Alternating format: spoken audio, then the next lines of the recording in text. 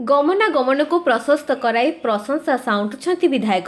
कटक सदर निर्वाचन मंडली निश्चिंत कोइली ब्लॉक अंतर्गत जनार्दनपुर ठारे जनार्दनपुररू पुरुणा परी भाया खंडगिरी ग्राम उन्नयन विभाग द्वारा रास्ता निर्माण होउछि। एहार शुभ शिलान्यास करिसेंती कटक सदर विधायक प्रकाश चंद्र सेठी।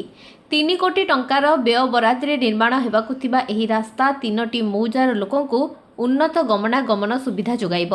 ଏହି ଅବସରରେ ସ୍ଥାନୀୟ ଜନସାଧାରଣ ବିଧାୟକଙ୍କୁ ଏକ ଶୋଭାଯାତ୍ରାରେ ଶିଳାନ୍ୟାସ ସ୍ଥଳକୁ ପାଛୋଟି ଆଣିଥିଲେ।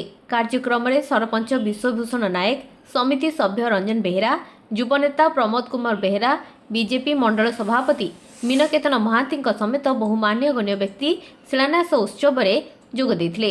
बहुत दिन गोटे अभिलाष था गाँव रास्ता ना आरडी रोड बोली आम जनार्दन पंचायत किसी जान नी लोक आरडी रोड गाँ ग्रामांचल आरडी रोड हूँ समस्त उत्साहित ग्रामवासी आम इंजीनियर प्रकाश चंद्र जी माननीय विधायक सी भी इंटरेस्टेड थे कल कमल रास्ता हूँ गाँववासी बहुत खुशी अच्छा यहाँ जीव जनार्दनपुर टू दामोदरपुर पुरापारी भाया खंडगिरी। आज आमर विगत दिन हम लोक मान दाबी आसला गोटे आरडी रोड पाई बहुत लोक हैरान भी होते आम सरकार तरफ RD road T J Janardanpur panchayat Damodarpur to Purapali गाँ ये जो 3टी गाँव गाँ को आरडी रोडटा करा बहुत शीघ्र 3 कोटी टंकार फंड भी सांक्शन होती बहुत शीघ्र 2-3 मंथ्स भितर काम कंप्लीट। कटक अभियान रिपोर्ट free2speak.in।